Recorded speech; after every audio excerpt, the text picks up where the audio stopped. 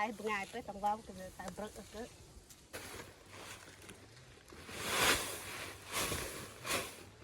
ได้ซ่องซอบไปทุกคนนี่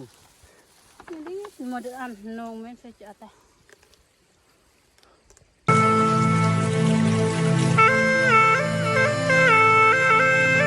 พี่น้องกับสบายดีเนาะสวัสดีเนาะทางสาวลาวและสาวไทยเนาะหรือต่างสาบเนาะที่เข้ามารับชมซองนุ่งบ่าวลาวใต้พี่น้องตัวนี้ก็สิพาไปขูดเข่าเนาะขูดเข่าให้พี่น้องนี่ก็ยามขูดเข่าเนาะพี่น้องแต่ว่าฝนตกเนาะมื้อวานมื้อซื่นเนาะพี่น้องเนาะเพราะว่าฝนตกแล้วก็มันจะเฮ็ดให้ข้าวเฮาเนี่ยมันเน่าเนาะพี่น้องเนาะก็เต็มแต่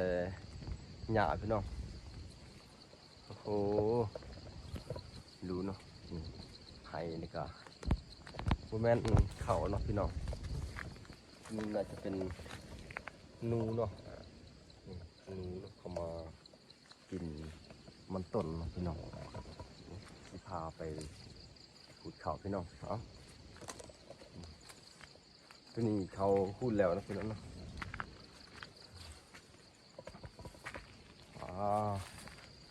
เขาก็บ่งามเลยพี่น้องผ่านจะเป็นทางนั้นเนาะมีแต่หญ้าเนาะสีผายสีไปเบิ่ง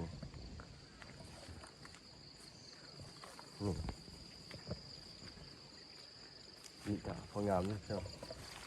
พอใส่ได้เยอะเขาสมีเนาะ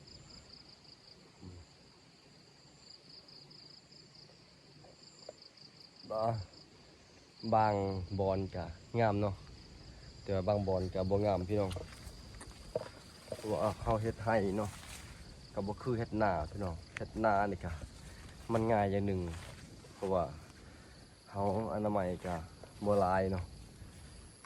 แต่ว่าตัวนี้เขาก็เสียหญ้ากะซ้ำข้าง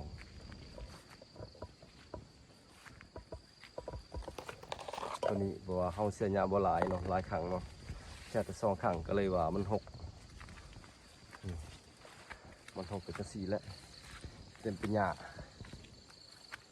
มียังกะไปเบิ่งกันเลยพี่น้อง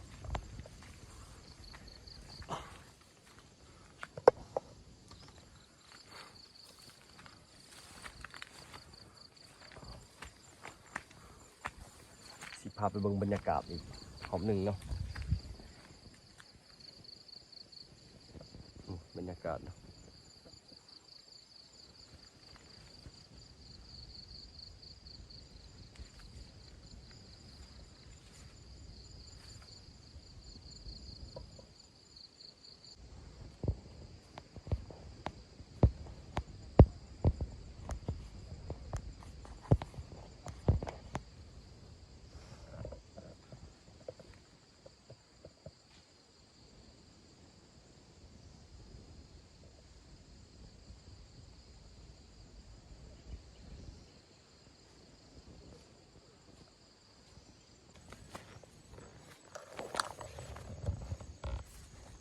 นี่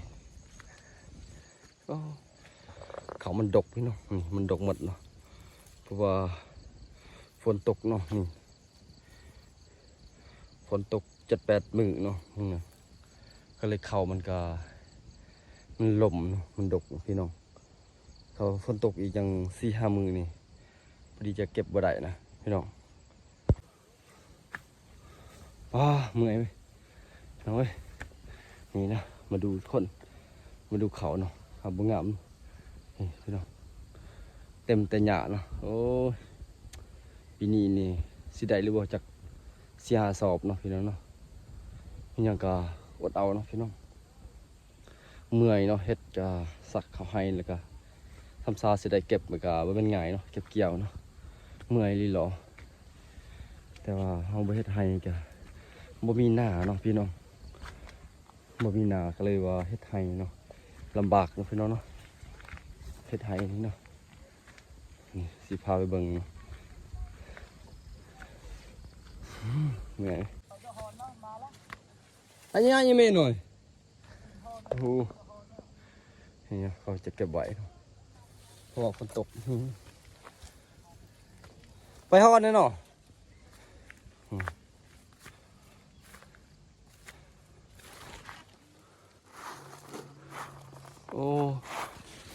มันจะโป่งแล้วพี่น้องนี่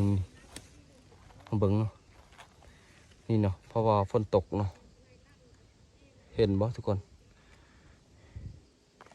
นี่สีพาไปเบิ่งเนาะนี่นี่เพราะว่าฝนตกเนาะฝนตกหนักเนาะโอ้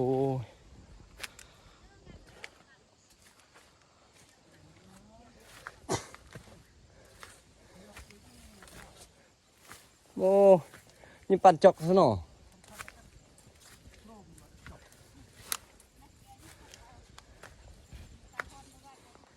ฮะ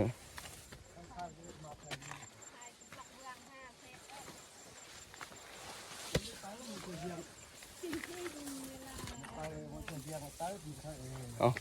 นี่เนาะวิธีพูดเขาแล้วพี่น้องเนาะถ้าไปพูดเนาะโอ้เสียดายเนาะพรไปทำอีกเจ๊รู้เจ๊อยากลดน้ำ คุณแม่เสาะใส่จะดีนะตันตาเสาะนี่แล้วเสาะโอ้ยใส่อะไรนั่นนี่มาใช้ใครจะติดกับกูมาได้มั้งจะไปมาห่อนตัวบินไปเนื้อนี่เนาะโอ้มันหมดพี่น้องมันเซาะอันไหนมันเซาะมดมันเน่าหมดแล้วนี่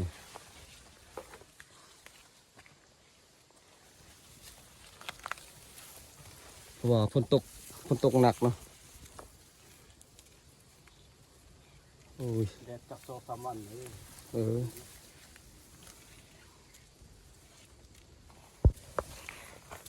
ยจะบังอะไรจะบังอะไรเหมือนกันไทยเป็นไงไปต้องว่ากันเลยแต่บรึกก็อย่างอีเลมก็แฟนกระปอกนี่ดีท่ามันมุ่งนี่เศร้าคือสักนี่ใส่กาแฟกันหรอกเต๊กมันจะจ่าไปจ้าเนี่ยแต่หมดนั่นเลือกไปเลยฮัดไปอีกไอ้ลูกเมนอันไหนต่อไปเดี๋ยวdengan ibu minta ya tolongลูกไปเนี่ยตัดอะไรแล้วยันโดงเลยนี่บุญนกร้องกูมั่งนี่ตอนดื้อแต่มาไอซีว่าเซอร์ยันโดงนี่ตาดื้อเลยลูกไม่ทายจะได้ยังนี่ตายโทรศัพท์ลูกมีเมียนเกอันนี้กันยังงานปิดไมค์โอ้เกมมันเก็บดอกเกมเตะบุญนี่เกินดอกตูนแค่นี้สักจ้าเนาะ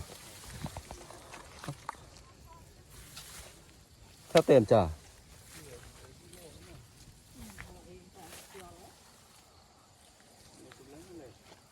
อู้นี่เนาะพี่น้องหมูป่าเนี่ยเขามากินเนาะเขาเนาะโอ้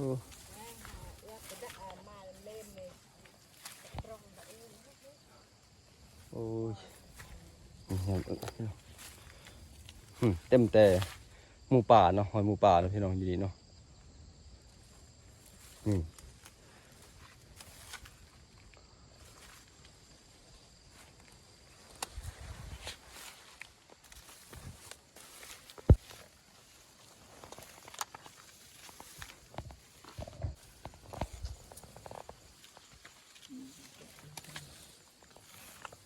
ไปมือเหยาะสิแบบเหยาะนั่นสอนะนี่ตาดูหัวสิกันคือเขาจะไปดูสักอินสอดมางามมันไปสักอันดวมเล่มเติมดวมและมีดวมบิ๊กให้เจอเบิ่งเขานี่โอ้เขาก็บ่งามพี่น้อง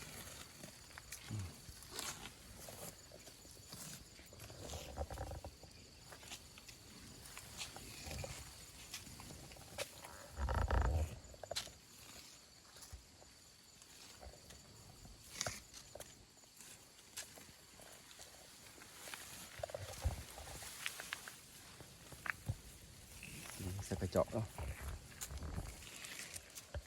ปุ๊บ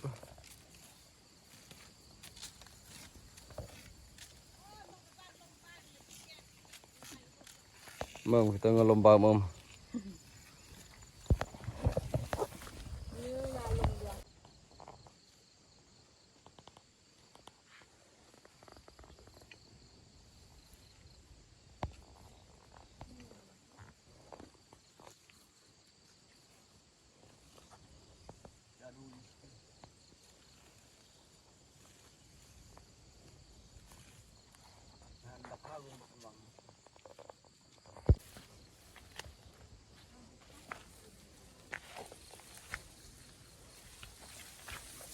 เขาก็ขนาดพี่น้องเขาก็เพราะว่ามันหยานะมันหกลายเนาะเคยบงามเนาะ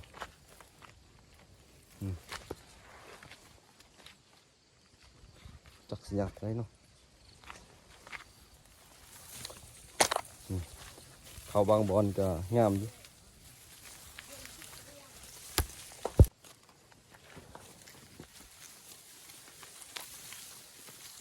อันนี้งามเนาะเต็มแต่นี่โอ้โห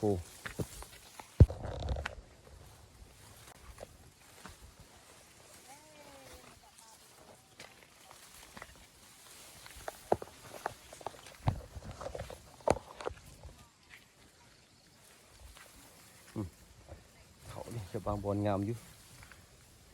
ก็แต่หลายพี่น้อง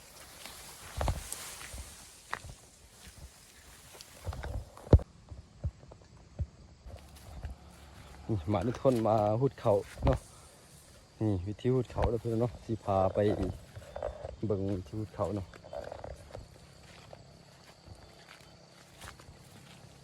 ส่วนลายเนี่ยเขาจะมักเฮ็ดไห้นะพี่เนาะเฮ็ดไห้เนี่ยบางบอนก็งามเนาะเขาเนาะแต่ว่าปีนี้เสียดายว่าฝนตกสีเนาะฝนตกช่วงฤดูประมาณเดือน10นี่แหละเดือน10ปลายเดือน10นี่เนาะฝนตกเนาะใกล้จะได้หูดเข่าแล้วถ้าว่าฝนบ่ตกนี่เข่านี่งามอีหลีเลยพี่น้องฝนตกก็เลยว่าเข่าบ่งามเนาะ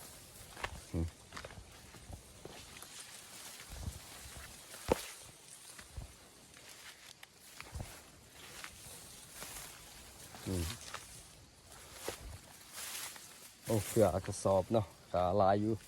4-5 สอบเนาะพี่น้องเนาะจักสิได้หรือบ่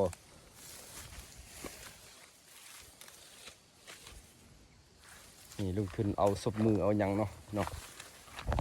เพราะว่าหูดครับเฮาหูดเข่าเนี่ยมันก็เจ็บมือเนาะแต่ว่าเฮาบ่ใส่ศพมือก็ได้แต่ว่าเฮาใส่ก็ได้เนาะพี่น้องผิดกับคนถนัดเนาะ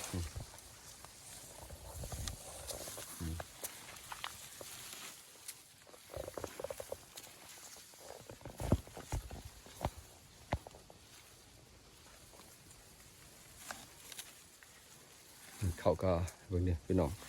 งามอยู่เนาะ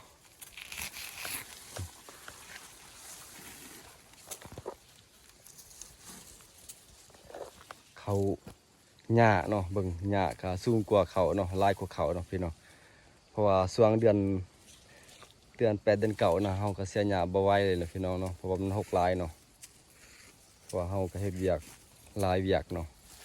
ไปหาเงินเนี่ยก็เลยว่าปะหญ้าทางนี้เนาะไปมาก็หญ้ามันก็ลายกว่าอีกพี่น้องแต่ว่าเฮา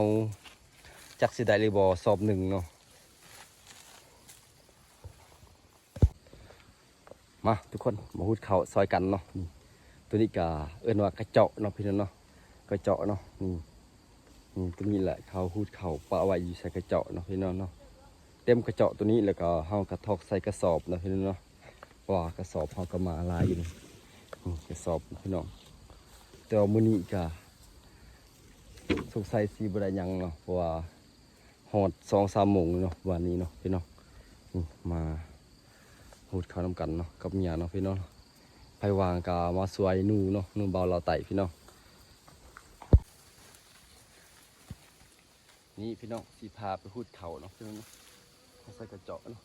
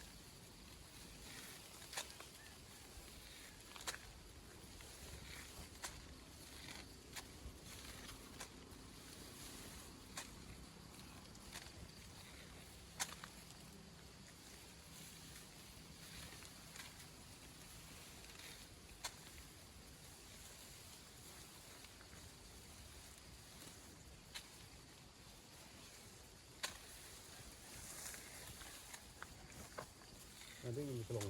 หนอก Nhiều lắm. Cái tê nó sẽ đi.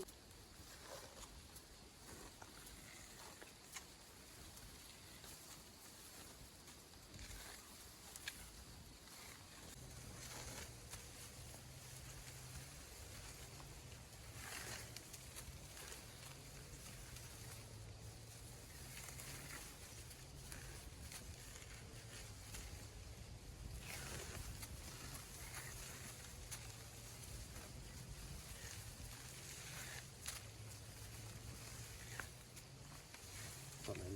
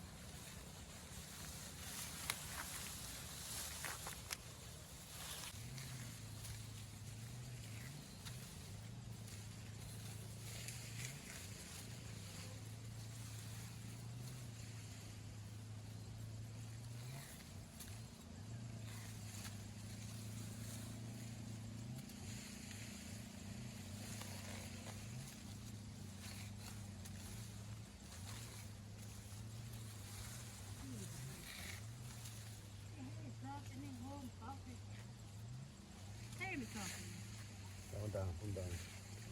Như con như bờ.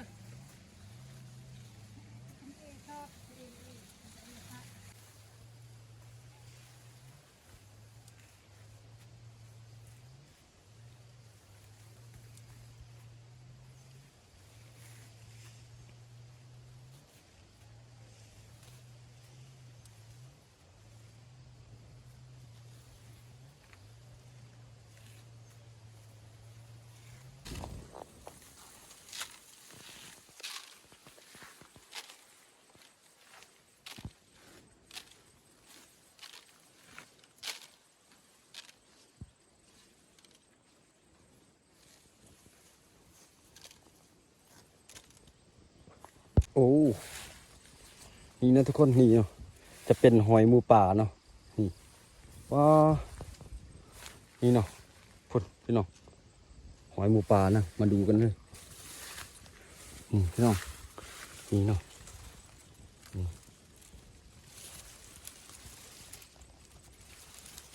พี่น้องหมูป่าเขามากินเขาเนาะพี่น้องเพราะว่าเดือนนี้แหละหมูป่ามักจะเข้ามาเนาะเพราะว่าจะเป็นเดือนที่เขาสุกเนาะพี่น้องเนาะเขาสุกแล้วพวกหมูป่าเนี่ยเขาจะเข้ามาเนาะสัตว์สาวสิงเนาะมันจะเป็นหนูเป็นนกเป็นอิหยังก็แล้วแต่เนาะเพราะว่ายามพูดเขานี่เนาะพี่น้องเพราะว่าเขาสุกนี่ก็มีสัตว์เข้ามาเนาะพี่น้องเนาะนี่เห็นไหมพี่น้องเต็มแต่หอยไหมเนาะนี่น่าจะเป็นคืนนี้เนาะพี่น้องเนาะมาคืนนี้แม่นเมื่อคืนกับเมื่อวานเมื่อซืนเนี่ยพี่น้องเนาะเพราะว่าหอยตีนกับใหม่ๆเนาะพี่น้องนี่โอ้ยเขากับโมงามเนาะปันใดเนาะแถมว่าหมูป่านะเขามากินเขาอีกพี่น้องโอ้ยนี่เขากระบางบอนกระงามเนาะพี่น้องโอ้ยนี่กระดกดีเนาะ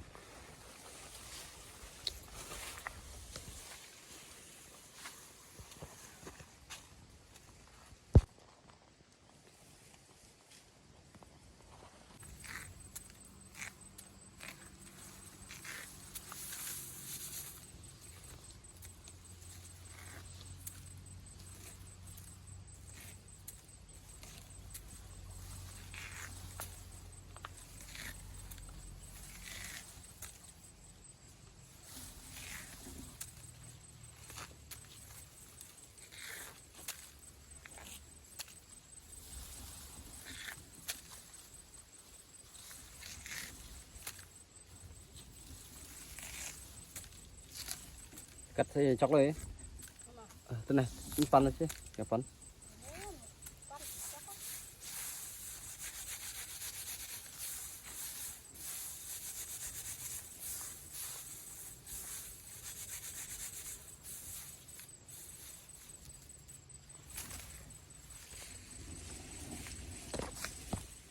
งามพิเศษเลยเขาเนาะ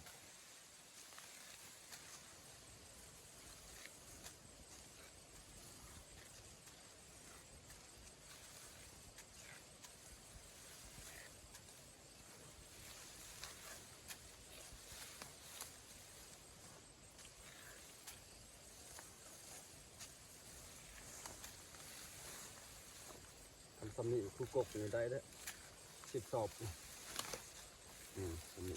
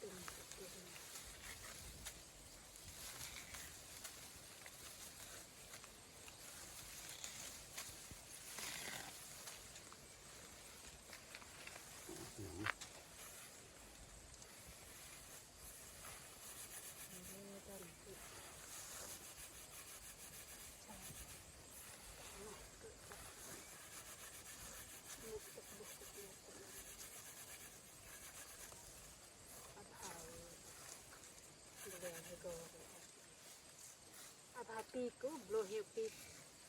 abada kono tokno nanto hatasi sabadi dah sedang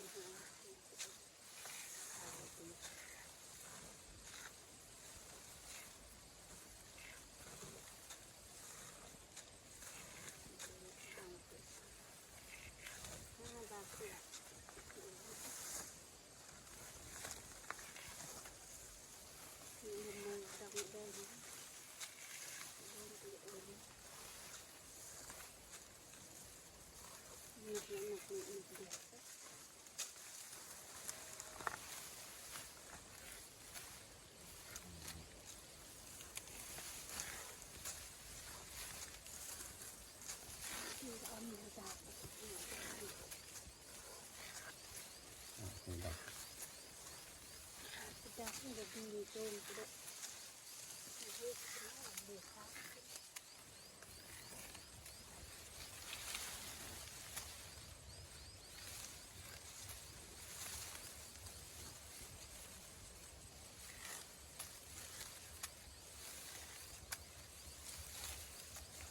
น้ำตัวของ อ้อม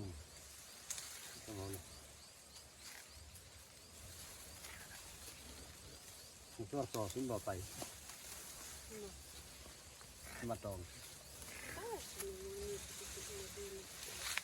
นี่นะ ตลอดอาจจะปอก เพราะว่าเขาบ่งามพี่น้องก็เรียกว่าขูดกับท่านเต็มกระเจาะเนาะประมาณชั่วโมงปลายเนาะนี่ถ้าก็ไก่สิเต็มสื่อเนาะพี่น้องถ้าเขางามนี่บ่ฮอดชั่วโมงเนาะก็ได้แหละประมาณ2กระเจาะเนาะ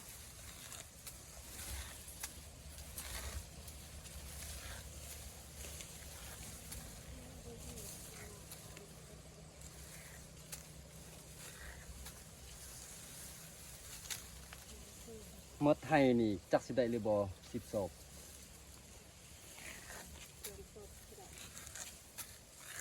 2 ศอกจักได้หรือบ่เนาะเฮ็ดจะเมื่อยลีรอพี่น้องมันหลายขั้นตอนลีรอ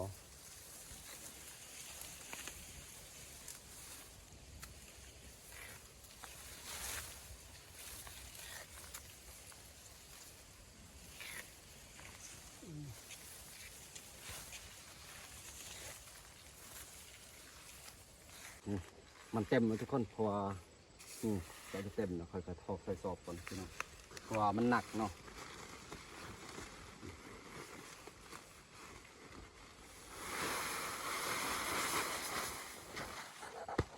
นี่เกิดไม่บีบบันทึกกันใช่ไหมใช่ไหมยังบีบอะยังบีบเลย น้ำกระหมดพี่น้องก็สิไปตักน้ำก่อนเนาะน้ำกินเนาะพี่น้องมีไว้หน่อยเนาะพี่น้อง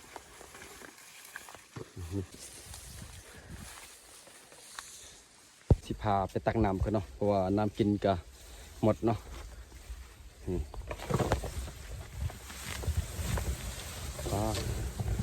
นี่ก็ให้เมียหุดข้าวก่อนพี่น้องเพราะว่าถ้าไม่มีน้ำกินนี่เพราะว่ามันหอนเนาะโอ้เขาอดน้ำกินมาได้พี่น้องเอาไปลุยกันเลยพี่น้องมาเบิ่งกันเนาะเส้นทางการเป็นธรรมดาแล้วมันยากนะพี่น้องเนาะสิพาไปตักอยู่ห้วยน้อยๆพี่น้องจักที่เป็นกินหรือบ่เนาะ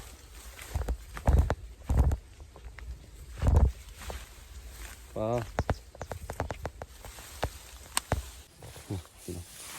นี่จะเป็นหอยหมูป่าเนาะโบแม่นหอยขนพี่น้องหอยหมูป่าทั้งนั้นเลยนี่นี่ก็จะเป็น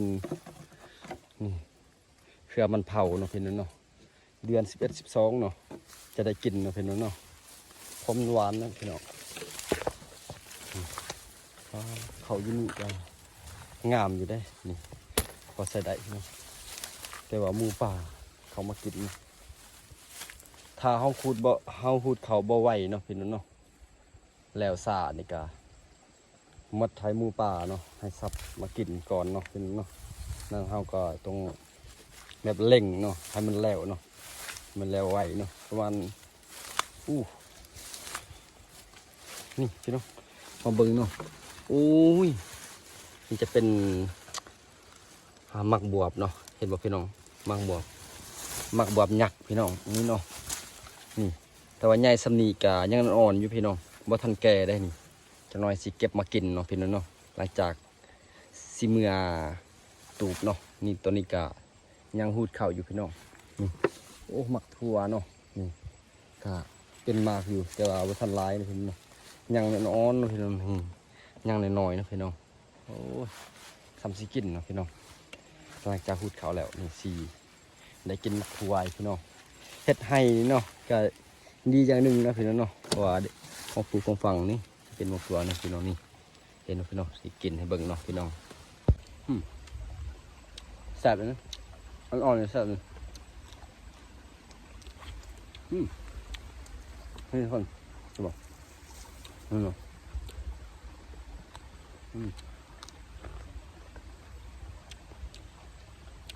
มันฮ้อนเนาะมันนี่เนาะพี่น้องเขาก็เลยว่าใส่หมวกเนาะ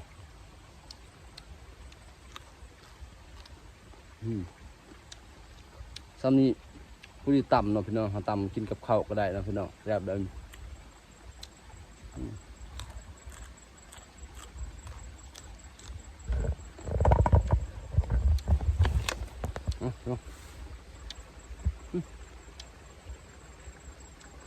จักจิตักบนไดนะพี่น้องบนไดกะมันหกเนาะก็สิย่างไปผักนั่นเนาะเป็นเนาะครับนั่นเนาะเดี๋ยวจะตักขนาดเนาะนั่นเนาะตัวนี้รู้สึกหิวน้ำแห้งพี่น้อง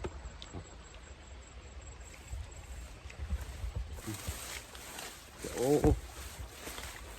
ตัวนี้ก็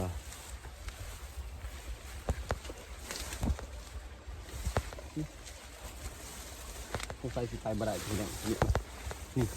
โอ้โอ้ my god ว้าวโถนี่เนาะเส้นทางที่คอยสีไปตั้งน้ำเนาะมันหกพี่น้องนี่นะครับโอ้ my god โอ้โหนี่จะเป็นหอยหมูป่าอะไรทุกคนนี่เนาะเห็นไหมทุกคนนี่เนาะเห็นบอกโมเมนต์หอยคนเนาะจะเป็นหอยหมูป่าเนาะ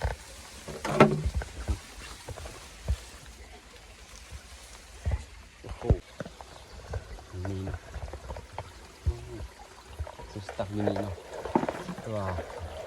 บ่มีบอลสีตักน้ำเนาะพี่น้องมันบ่มีแบบใหญ่ๆเนาะบอลเล็กๆเนาะบ่มีเนาะพี่น้องหอยหมูป่าพี่น้องโอ้จะไปทางนี้ทุกคนเนาะสิพาไปตักน้ำโอ้ยโอ้เสียดายเว้ยเขาไปเหยียบก่อนพี่น้องมันขุ่นแหละทุกคนตักบอลนี่กันไม่ได้เลยตักอยู่นี่บ่ได้เพราะว่านี่เขาเหยียบบอลนี่มันมีแต่ขุ่นเนาะเดี๋ยวเราอดทนก่อนจะพาอยู่นี่นะพี่น้องตักอยู่นี่แหละ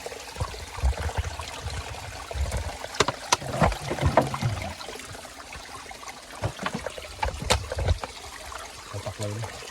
ตอนนี้คุณ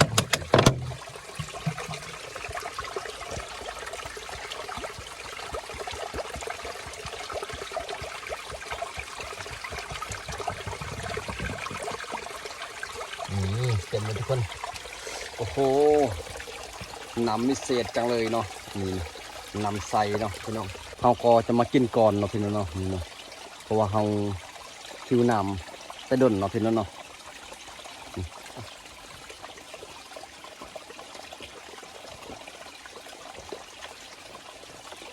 โอ้โห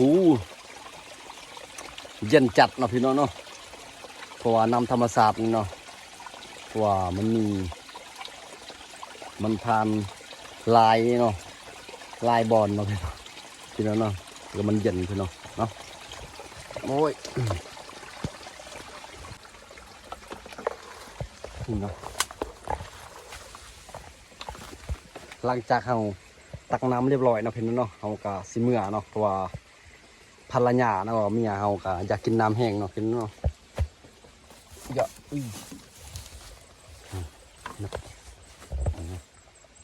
เอาสิเมื่อก่อน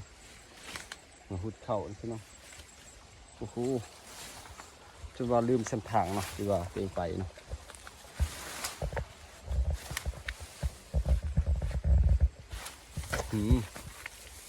โอ้โหเจ้าจอดนี่เนาะจะเป็นถั่วน้ำหมักถั่วนั่นเองพี่น้องโอ้โห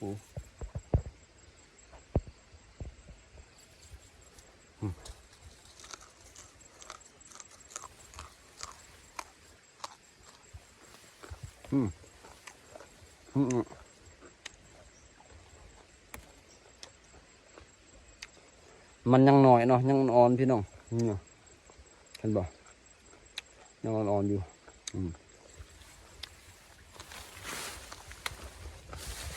เจ้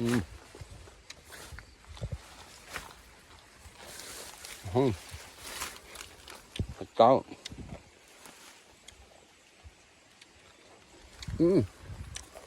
ตัวนี้มันแก่แล้วพี่น้องมันแก่เนาะ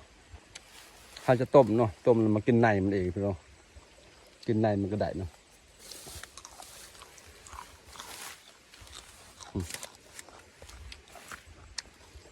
นี่โอ้โหกินปิมันยังนอนอยู่นี่เอาเก็บเนาะเอาเมื่อเนาะเป็นของโปรดเนาะของกินเนาะเพราะว่าบ่มีของกินแรงเนาะ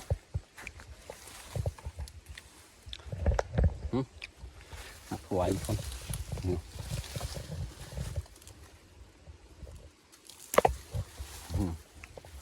ไปเมื่อกันเลยก็ทีนี้ก็เต็มไปหอยหมูป่าละ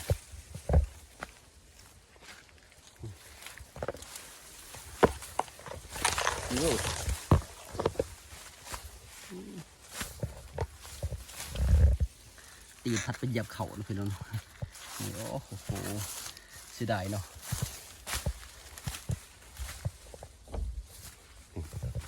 หอยหมูป่านะ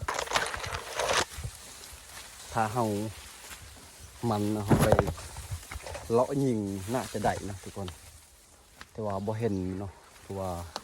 หญ้ามันหกลายเนาะสุดก่อนเนาะเขาก็มาอยู่นี่เนาะมาจอบมันแต่ว่าบ่ได้มันหลีกเองเนาะพวกหมูป่าอันเนาะมันได้ยินเสียงคนกระแลนใส่มันแลนไหวเนาะแลนหนีมาสับพี่น้องเอานี่ก็จะให้ภรรยาเนาะกินน้ำแล้วเต็มแต่นองถ้าเต็มแต่นุ่งเลยแล้วเปิดแล้ว มีเต็มไหมนี่เต็มไปบ้านอีกแล้ว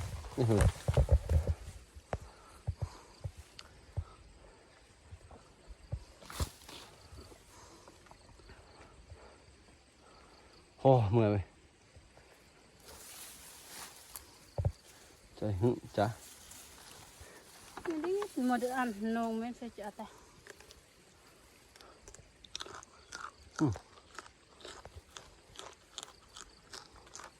ว่าปลาสวายเนี่ยดำนี่กันเอ็มจ้ะเลย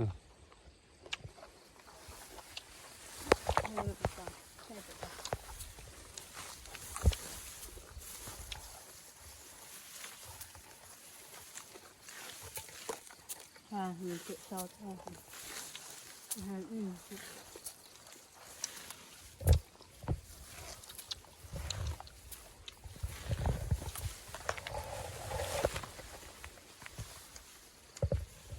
โอ้ร้อยโห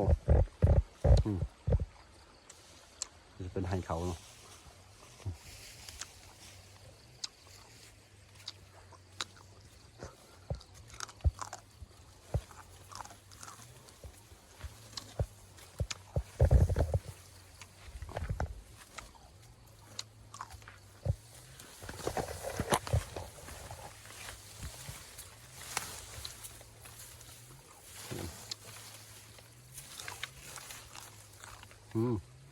ตัวขาว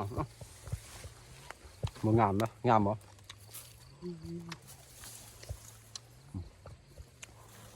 เมียเฮาเนาะได้4 กระเจาะเนาะ4-5 กระเจาะนะแต่เฮาก็ได้กระเจาะเดียวเนาะพี่น้องเพราะว่าเฮาก็กระเจาะใหญ่นี่ส่งมาแล้วเฮาก็พูดขับบ่ไหวเนาะเฮาก็ถ่ายคลิปเนี่ยพี่น้อง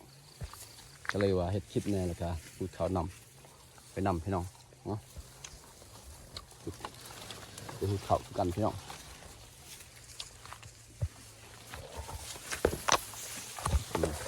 โอ้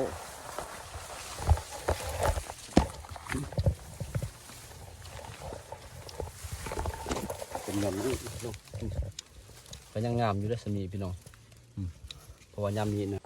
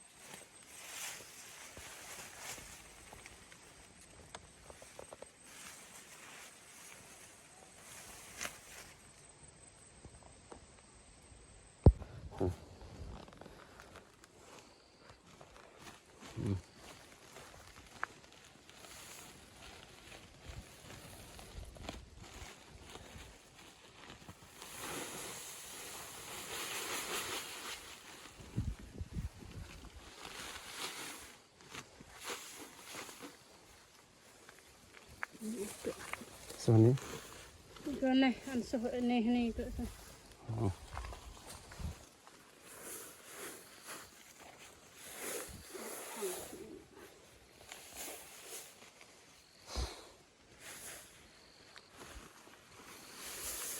เดี๋ยวจะยอบ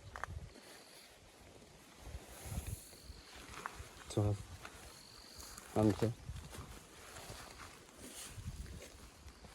så drar ni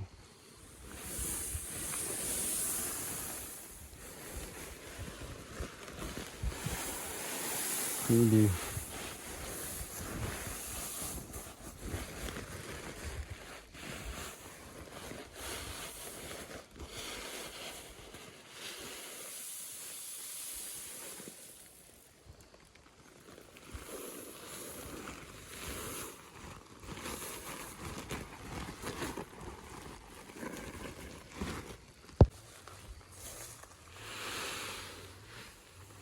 ประจำเต็มตาเลยสินี่กลุ่มนึงสิ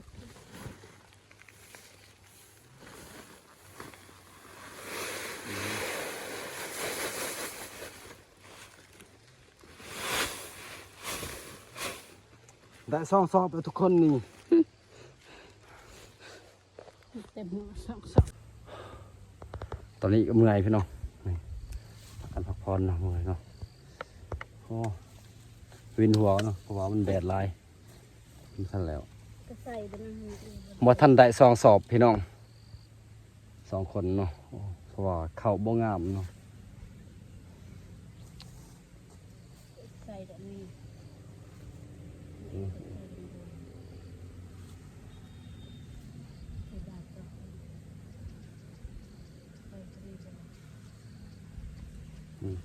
เพราะว่าเขาเจาะเฮานี่ก็มันใหญ่หลายเนาะใหญ่หลายเข้าก็บ่งามบ่มีเข้าเม็ดใหญ่นำแต่เม็ดน้อยๆเนาะพี่น้อง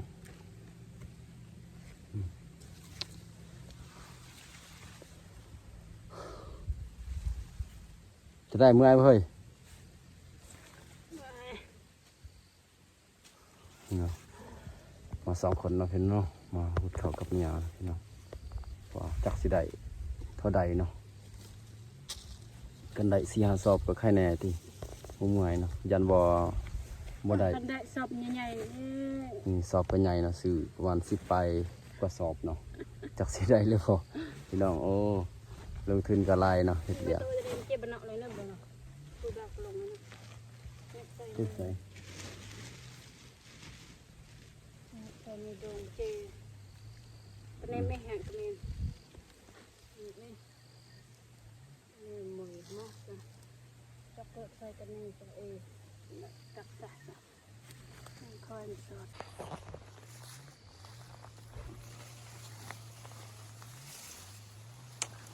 เมื่อยเด้ข้าวก็บ่หลายเนาะบ่มีข้าว